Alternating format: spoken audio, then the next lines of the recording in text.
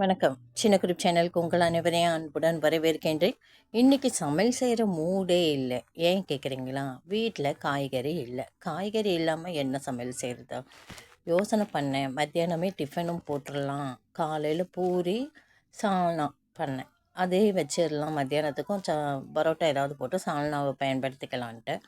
அதுக்கப்புறம் சரி சமைச்சிடலான்னு பார்த்து தயிரை மோராக அடித்து வச்சுட்டேன்.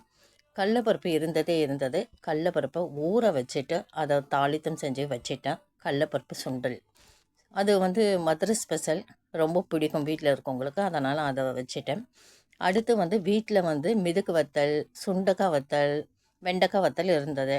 அதை போட்டு வத்த குழம்பு மாங்கொட்டை அந்த கொட்டையை மட்டும் குழம்புல போட்டு இந்த வத்தல்லாம் போட்டு வத்த குழம்பு வச்சிட்டேன்.